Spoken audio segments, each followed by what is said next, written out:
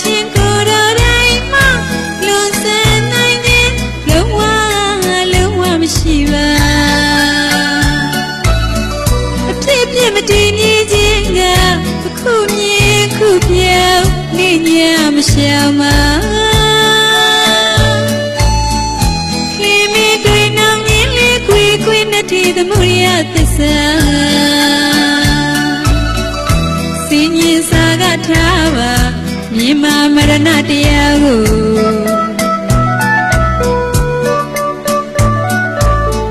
အစင်ပါရင်မာ